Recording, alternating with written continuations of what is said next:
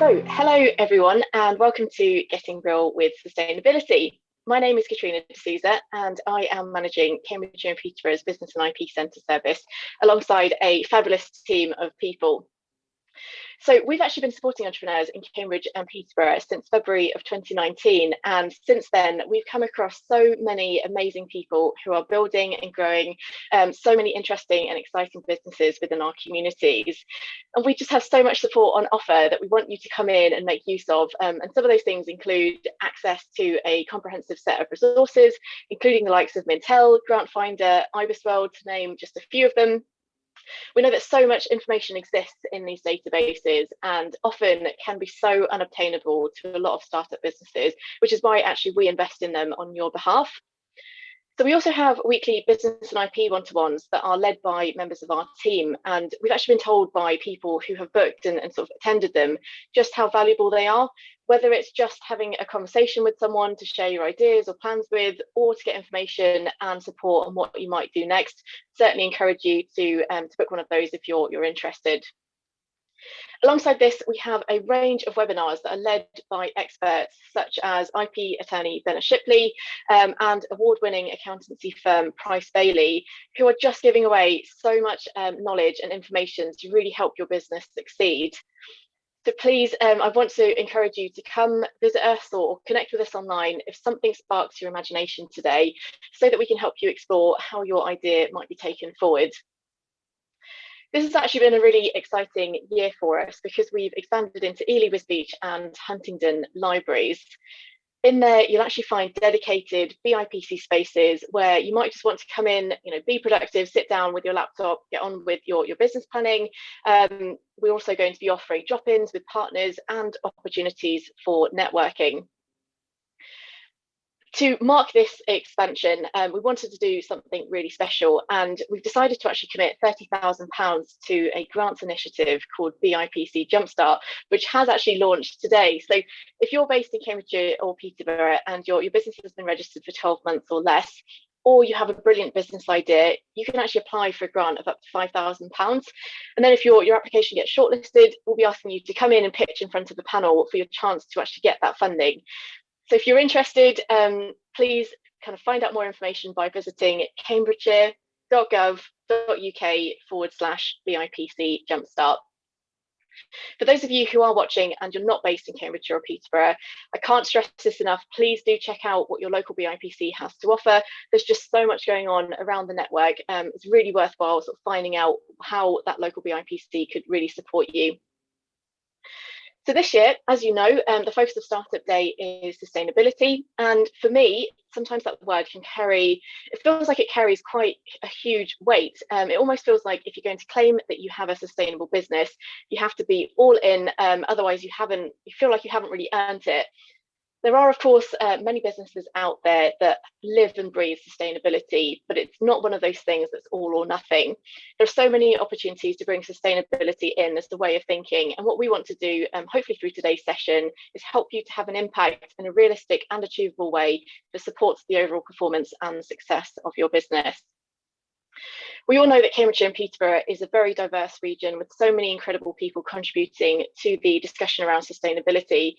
And we are very, very lucky to have two impressive individuals taking forward today's session.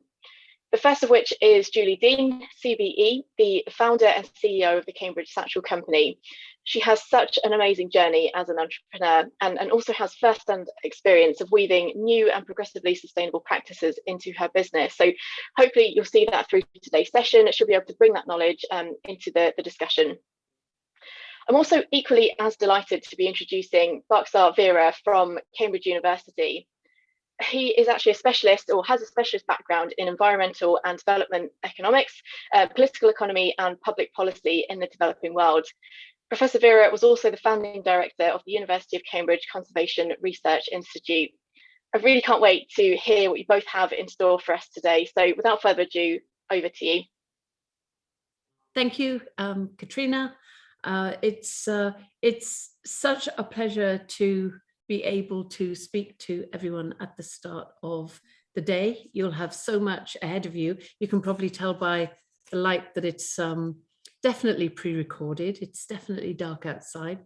and there's definitely some weird lighting going on in my kitchen, but you know, as is with the way with all this Zoom stuff, we've just learned to grin and bear it and go with it and be very grateful to be able to do it. I have the best reason for not being able to do this live, and that is that I am going to COP26, and so hopefully we'll come back a lot more enlightened than I'm going, but hopefully also I am enlightened enough to be able to speak to you today and at least help in some small way when you think about your businesses and you think about sustainability.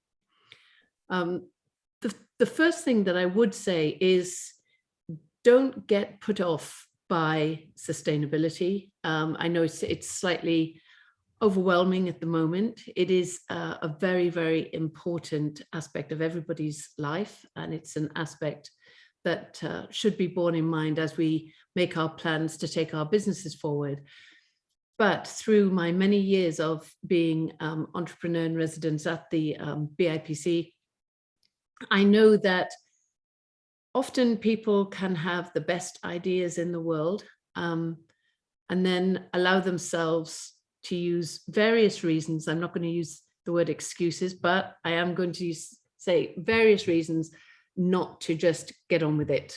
And they can be everything. What I've heard from, I haven't got the best name yet for my business, or I do need to do a bit more research, or I mean, every single reason, not excuse, in the book, not to just bite the bullet, but really the one piece of advice I would say is if you've got your idea, you should just get on with it, because you'll kick yourself if you don't do it. And the BIPC does have so much information, so many resources, so many people that want to help you, that there is really no time better than right now just to give it a shot. So sustainability, not the most natural bedfellow for someone who works in leather goods, you might think, but you would be so wrong, as you're about to find out. So yes, Cambridge Satchel Company, we do make bags out of leather, but just stop and think about it for a while. The very reason that I first started Cambridge Satchel was because I was sick and tired of my children's school bags falling to bits, zips that would just break, bags that would fall apart, they'd get grotty, you couldn't keep them looking very nice. And I thought back to when I had my school satchel, and it just lasted the whole time, the whole period, all those school years. And I don't think anybody was treating their bags particularly well during their school years. So it was a robust little bag that took me right the way through. And I just wanted the same for them, something that wasn't anything they had to really think about. It would be there day in, day out, and it would just stand up and do a really good job and last for a very long time. So when I think about satchels and the bags we make, they last. You know, these bags, they should take you for decades. And so one thing when you're thinking about your product is, make something that will last. Make it a bit more durable. Buying fewer things, better things is a really, really good way to look at sustainability. Then there's the question of the raw material. Yes, it is leather. However, the leather that we use in our satchels is actually a byproduct of the meat industry. And though we are all trying to eat less meat, the meat industry isn't going away any day soon. And so the leather that we use otherwise would go into landfill. And so minimizing landfill is very, very important. And so I would say that it's actually better to use a waste product than it is to create a new product to put in its place, even though that new product might seem on the face of it to be more sustainable. So that's another thing to just bear in mind. Have some common sense when you're looking at what you want to do, what you want to use. and just think, you know, this isn't about a box ticking exercise. It's about common sense. Use things in the most sensible and economic way that you possibly can, and you will be doing a very good job when you're looking at that sustainability angle. Then craftsmanship. I'm really proud that all of our product is made in the UK by very, very skilled people. And again, this means they're not going to fall apart. And so when you're thinking about, if you're thinking about your product or you're thinking about your service, I would hope that quality does figure in more there. And I think that people are becoming more and more aware of the importance of quality in the things that they buy. Packaging is an obvious one. We've long since tried to turn our back on single-use plastics. We use cardboard, things that are compostable. I was taken down to the workshop the other day, and they were showing me these little pellets of cornstarch that they were using to pack some of the larger boxes, and they're all sort of multicolored with plant dyes, and they made the mistake of saying, look, you can eat them. And they were saying it to the wrong person, because if somebody says, oh, you can do something, I always want to instantly test it and see if it was true. So yes, I'm still alive and I don't have a permanently blue mouth. And so, yes, you can eat them, although I really wouldn't recommend it. It didn't taste great. Repair, because we make our bags, we can then repair our bags if things go a bit wrong. If the dog does chew the strap, we can replace it. And that's another thing, when you're buying something, if you can have it repaired, then why would you not want to hang on to it that little bit longer? And when you're thinking about your business, what can you add on to offer your customers longevity in what they're buying from you? Or it's a great add-on. It does increase the value of the proposition. And so that the repair, the renewal, sometimes we get bags back and they say, can you just polish them up and give them a bit of a spa treatment? And we do that as well. And all of those things, they're not as obviously, to do with sustainability, but it does add years and years to the enjoyment and the life of what you're offering. Logistics, to be careful about who you use. Do ask them about what their sustainability policies are, and it's not the only thing to take into consideration, but it is definitely a factor. We do that. And then business travel, we've seen during the pandemic that you don't actually have to travel as much. And when you're starting your own business, especially in those early years, the more efficiently you can use your time, the better.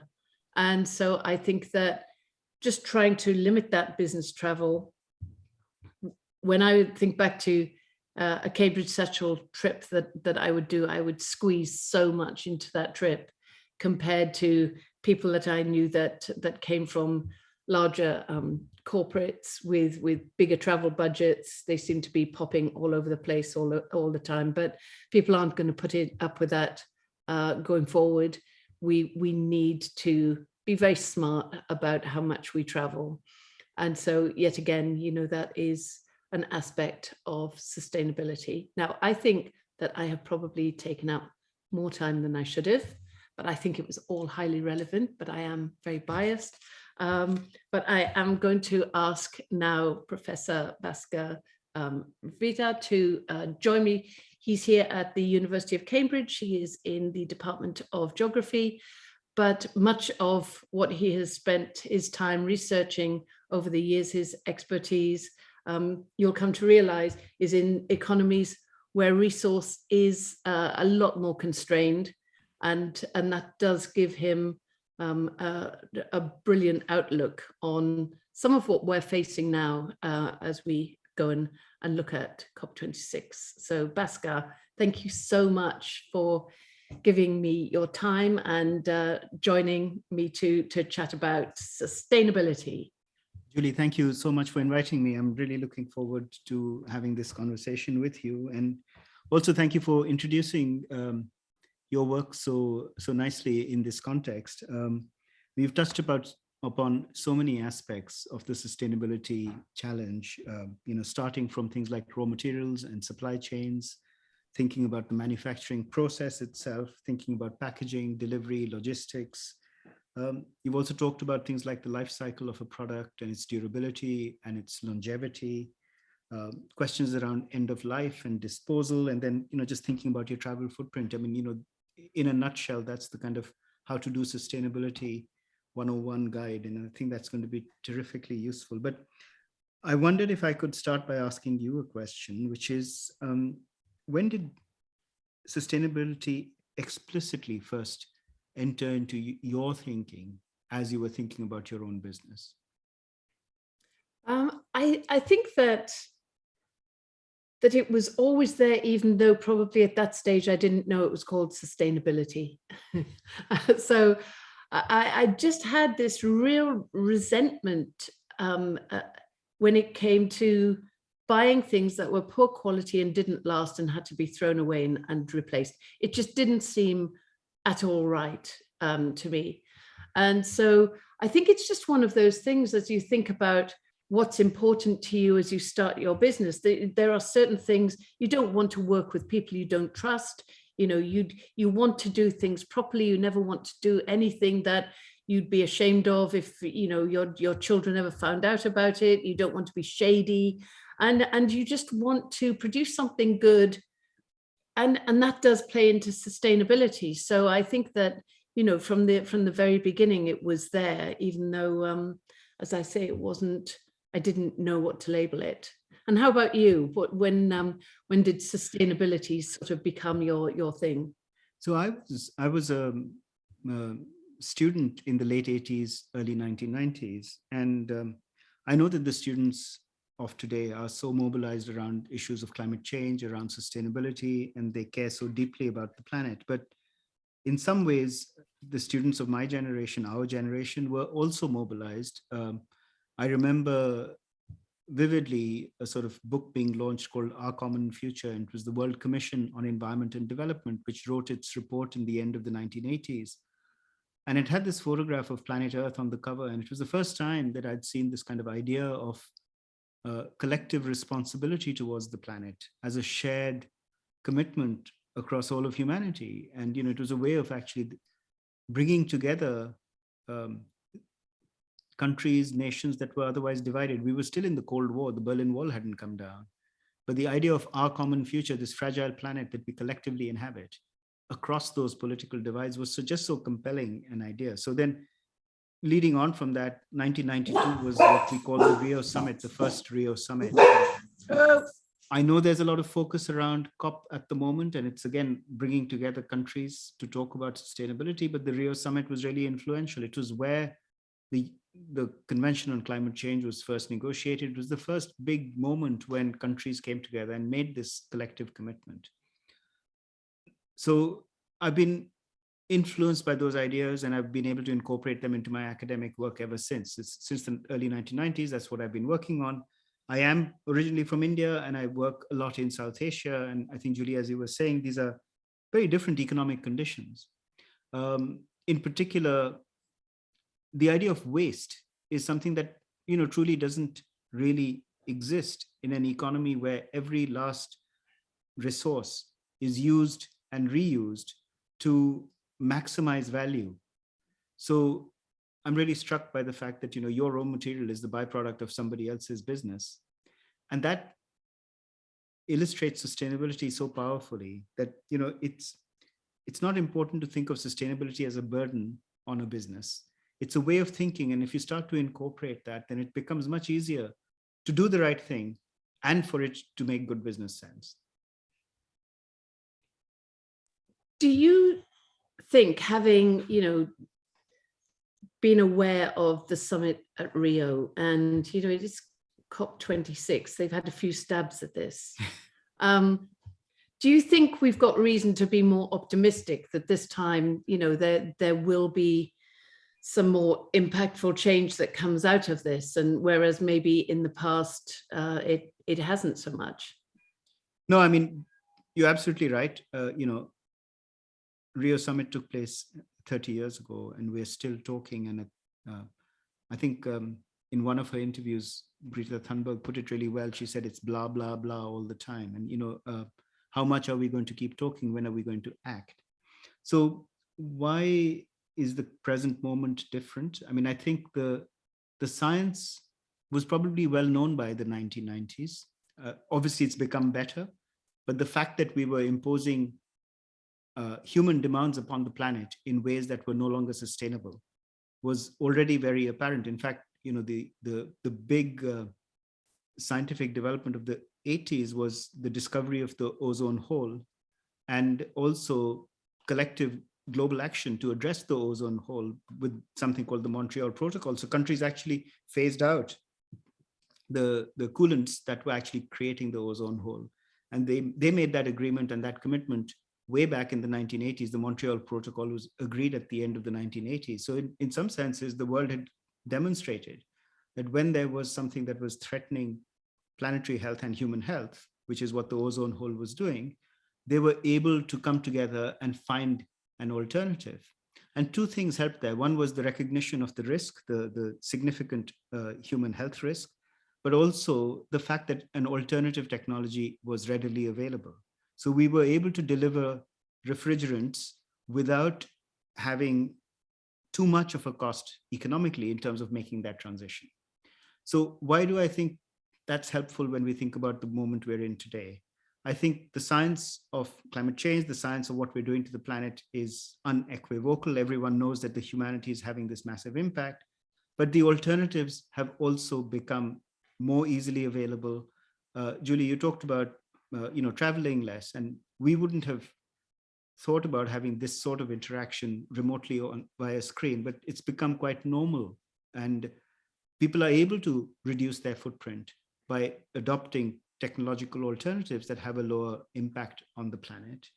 There's also the urgency question. In the early 1990s, we used to talk about future generations, but as this kind of hypothetical future generation that was not yet born. And I think what the school students and the strikers have shown us is that that future generation is now with us here and now. So if a 16-year-old student is on the streets protesting and asking us to do things about climate change, that person will be alive in 2100. 2100 is not some hypothetical future unborn generation. They're with us now, and they're demanding that we make change. So I think that makes it much more important that our generation is accountable to the young people who are with us today. And as we're talking and thinking about Startup Day, and all those entrepreneurs out there looking for opportunities, it's been just such an incredible couple of years. When you look at, we thought that Brexit was going to be our big challenge, and then we sort of came across the pandemic, and we've got climate change, and it does feel as though the world that we face as some of these, hopefully the pandemic, we passed the worst of it, but it does feel that the world that we're facing is not going to look the same as the world before some of those big events happened. And do you see that? I'm just thinking of the way some of the low-cost budget airlines, for £10 sometimes or £15, you could have a return flight, and people were buzzing around. Some of that has got to change, but for those people out there, as we look at what to start up, how do you think the opportunities will be different for them, looking at things the way that they're bound to start settling? A couple of thoughts. I mean, I think the notion of value has changed. I think what people have been forced to introspect about are the things that really matter. I think inevitably what the pandemic has done was to, make us all aware of our mortality at one level. So I think it's forced us to think about the things that are most important to us. And I think value expresses that really well. And I think in that sense, prioritizing the things that you really deeply care about and not taking anything for granted has become a way that I think all of us are trying to live our lives. And I think that makes things different. But I mean, coming back to what you said about cheap flights and, a particular type of lifestyle that's linked to that. I mean, part of the benefits of low-cost travel was the cultural exchange that became possible. And importantly, that those experiences were no longer restricted to an elite who could afford to travel. So I think affordability is hugely important. Now, of course, one of the problems with low-cost travel is that they're not paying the full price for the impact that they're having on the planet. So there's a perverse subsidy. And I think that's one of the lessons that we can take away, that we shouldn't be subsidizing things that are demonstrably harmful. And a low-cost flight is demonstrably harmful to the planet. And instead, we should be incentivizing things that are demonstrably good for the planet.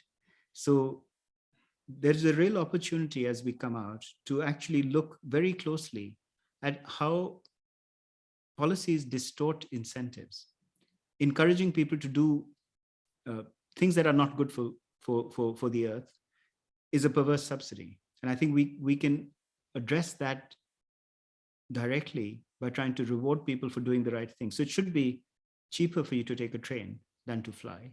And at the moment, we know that that's not true. And that's something that can be addressed directly. What that comes back to in terms of what a small business might need to think about or a startup might need to think about is that there are opportunities that will be rewarded if you're doing the right thing, because it aligns value for your business and value for the planet need to be aligned, and government policy can help with that. So I think it's about making things affordable and recognizing that obviously as a startup, that affordability question is going to be foremost in your decision making. But hopefully some of the policy changes that will accompany the discussions at places like COP will also ensure that you're being rewarded for doing the right thing. And I think that's the worry, isn't it? Because there's talk about different ways to heat your home, because with energy prices and the way they've been, and then there's talk of heat exchangers and different systems, but they're still very new, and they're still sort of quite technologically advanced, and that means they are expensive. And so there is this concern that, is it going to be so expensive that you can't, as you say, do the right thing? I think in some of this, the leadership has to come from the bigger businesses, and because what you need is scale. So there are some good examples out there. I think electric cars are a good example. And some of the leading car hire firms now are converting their entire fleet over to electric. Now, when you get that scale of demand, then costs come down because there's an incentive for innovation. And I think where you get leadership from some of the larger businesses, then the costs for everyone come down. So you need some early adopters, and you need adopters at scale, because that helps to drive costs down.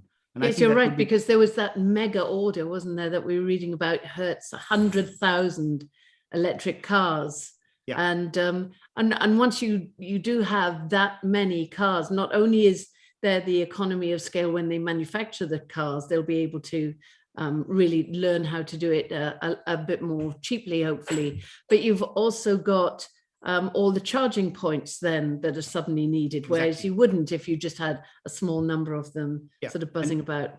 All of that infrastructure follows the demand. Once you've got that scale of demand, then the supporting infrastructure comes into play. I think the other thing is that we've also got to get into the mindset of recognizing that we need the service that a car provides, but owning the asset itself is not that important. So if you're a startup, then what you need is mobility. And you can get mobility in different ways. You can be part of a car hire club like Zipcar. Owning the car in itself is not an end in itself. What you want is a convenient way to get yourself from A to B. And it's mobility services, which you're leasing in, rather than owning the asset. And I think that changes the affordability question. And so much of what we've seen in terms of the service sector has started to provide those services on a on-demand basis. You don't need to rent office space because you can share offices. There's so many things that you can do. Even Airbnb Absolutely. Just suddenly you can stay almost anywhere, and there is that more efficient use of the resource that people already have. Well, it brings us back to what you were talking about earlier, which is about waste. And the Airbnb is such a good example. If you have spare capacity, you've got a spare bedroom, somebody else can make good use of it, and there's a sort of mutually beneficial exchange there. And that's really where this sharing economy originated, where people had something to give and others could benefit from it. And it kind of closes that circle. So I think there's a lot that can be done through just using values like thrift and economy in its traditional sense, that you try not to waste and you try and use the resource to the best of its life. And going back to where I've spent a lot of time working,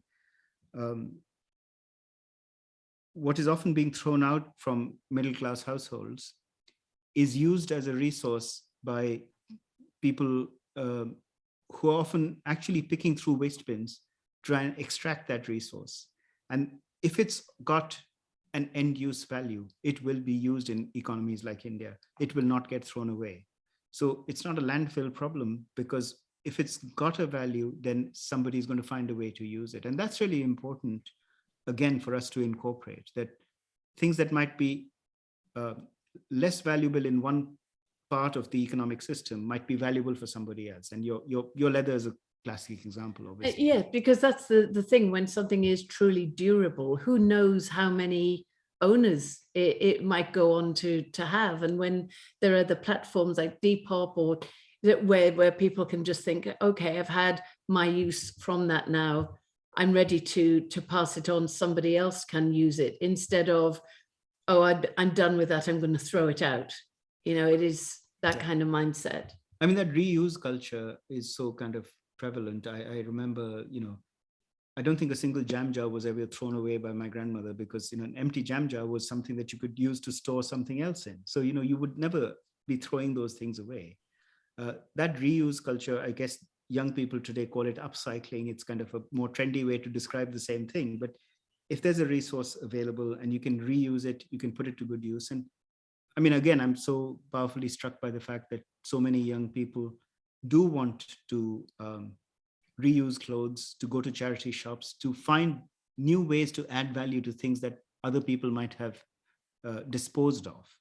Yeah. But you're keeping that product in circulation. And it comes to your point, if they're well made, if they're durable and they last, then it's far better than going for the fast fashion alternative. Yeah, no, definitely. And there's that kind of, there's a real sense of attachment to something that's well made, and it's been with you for a while. And then, I know with some of the things passed down to my children, and you think, I don't think of it as I am palming off this whole thing. I just think this is something that has been really dear to me for a long time, and now I hope it serves you well. But that is just another aspect of sustainability, which is perhaps a less obvious one. And when people are thinking of their new businesses, their startups, I remember when I started thinking about Cambridge Satchel, I thought, oh, these satchels are going to be for school children, to use to carry their books to school. And then they sort of quickly became adopted by the sort of the vintage fashion lovers and sort of just general, the really fashionable people. I didn't see that coming, but I would say, it's really good to be open to how your products are going to be used. You're not expected to know in those very early days what else they might be used for. And your example there with jam jars, I'm a bit the same with jam jars, but there are things that you think, oh, I'm done with this now, but I can use this for some other purpose. Another great example actually on that is the dust bags. We sell the bags when they're brand new. They come in these sort of sustainably made these dust bags. But then one of the questions we had fun with asking on social was, when you have this dust bag, what do you use the dust bag for? Because I mean, I'm sure there are people out there that are a lot more neat and tidy than me, then put their bag back in their dust bag and then put it back in the cupboard. But I don't. I've used the dust bags to put shoes in, when I'm packing to go away, they're great sort of bags for that, or then just to put a dust bag in if again I'm going on a trip somewhere, to use for dirty washing, to accumulate and shove it in the dust bag when you come back. You just don't know what every element of your project will end up being able to do. I mean, that's so interesting. I think I'm a bit like you. I'm a bit of a hoarder. You know, if something's come in a nice bit of packaging, Yeah, I really don't want to throw the packaging away because, you know, it's of use potentially. You know, it's a really nice bag which you can use for something else. So, and the idea that we can, you know, just throw it away because it was just a receptacle, you know, that for a product that I really care about. I mean, and again, I guess again, the lesson from that for me, you know, thinking about people in a sort of startup environment is that, can we find ways to create value out of things that other people are not necessarily using or attributing value to? I mean, can we actually extract value from these things? And you need sometimes the skill or the imagination, and I guess that's one of the things that I feel, you know, again, people could invest in. When you're upcycling an old pair of jeans, being able to sew on a nice patch is really a good skill to have. And I don't have that skill, but I know that, you know, my grandmother's generation used to do that all the time. They were patching things up all the time, because you don't throw away a piece of clothing just because the elbows become a bit frayed. You just put a nice leather patch I on think it. that some of those skills, you know, I sort of went to a traditional enough school, and it was long enough ago that, you know, I did do embroidery and sewing as one of the parts of the timetable, and it wasn't the most exciting part, but gosh, I know that I've used those skills more than I've used some of my trigonometry skills. But it's a very useful thing, and I think that people are embracing those skills a little bit more. You sort of see people taking up knitting is quite trendy again. There is a new appreciation for those skills that do allow you then to take these things and make something even more beautiful from them and prolong their life. No, absolutely. And I guess that's exactly the point, which is you're prolonging or extending the life of a product. And by doing that, you're embodying sustainability into what you're doing. I think we also really try so hard. People would be amazed if they came to the workshops. We get the hide of leather in, and we cut out the big parts for the bigger parts of the bags. But then every single piece of leather is used for something. Even when it comes down to, we make these little creatures, little curios that you can clip on a keyring or clip on a bag, and there's tiny little noses and ears and eyes and all this, but it means that what we end up wasting is minimal, you know, is really minimal. Yeah. And that's important, because otherwise, you know, being wasteful, not only is it going to cost your business money, but it is going to cost the planet, because that's not a great way. It's not a responsible way to be manufacturing. Yeah, and it comes back to sort of just closing that circle and making sure that it costs you as a business and it costs the planet, and it's aligning those two things. So making it expensive or difficult to just throw things away is actually a good idea, because it forces people to think about every little bit of waste that might be emerging from the manufacturing process. If that's going to, at the end of pipe, have to be disposed, and somebody's going to charge you for disposal, then you will think about the volume of waste that your business is generating. If you can then reuse it, then you're actually reducing both your cost of disposal as well as, you know, generating value for your business. So I think you're aligning those ideas really powerfully there. I think it is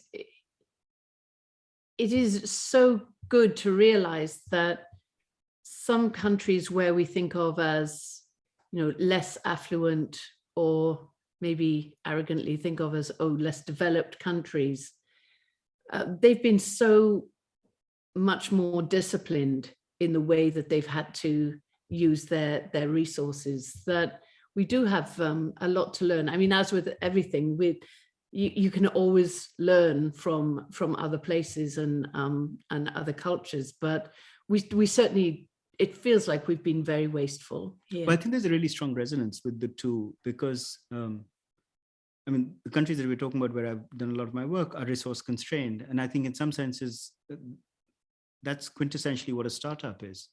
You know, you don't have a large amount of capital when you're a startup. So I think actually the mindset is almost identical, which is how can you do as much as possible with a small amount? Because that's really what a startup is trying to do. And you're trying to kind of create some value. And in many parts of the global south, the developing world, that's exactly what people are forced to do. You know, when you have less resource, you're trying to extract as much as you can, as much value as you can with the little bit that you have. So I think the kind of parallels, strangely, between the places I work in and the world of the startup are really strong. I think back to Cambridge Settled, you know, starting with £600, that was the startup fund, but it made it better, you know, because there wasn't the sort of the money to say, I'm going to get an agency to do this and an agency to do that and someone else to code my website and someone. What it meant was I understood every single aspect of my business, you know, and it also made me, by necessity, I had to think of other ways of being resourceful, to think of other ways to get the job done, which in the end was how we got noticed, because we were different. Because if all you're doing is spending money with agencies and doing everything exactly the same way as everybody else, how on earth are you going to get noticed?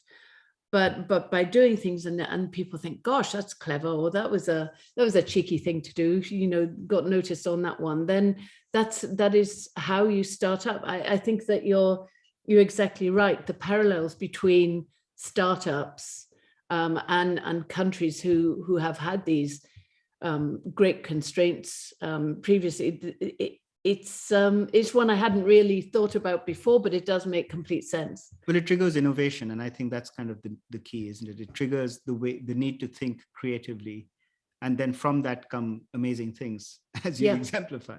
Yes, I think the startup community is so creative.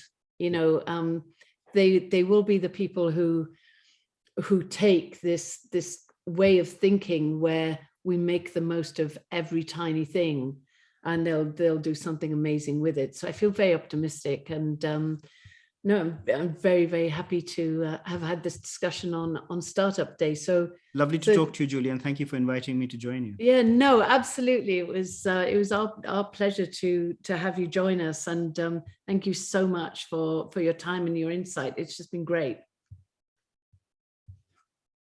So as a final wrap to this start of what I really, really hope is going to be the start of your journey with the Business and IP Centre, maybe you've taken from that sustainability isn't as straightforward. It's not just for the big boys, it's not just for the corporates. There are things that we can always learn and do a little bit better, but more excitingly, you know, what an opportunity as we look at the world in a new way and a slightly different world, what new opportunities there are. So this is a perfect time to take that idea that you have. Maybe it needs a little bit of honing, but, you know, just as I said before, please just get on with it and do it, and use all of these great free resources that the British Library, the Business and IP Centre have there for you. They're there to help. They want to help. And so it's over to you to go and do something great.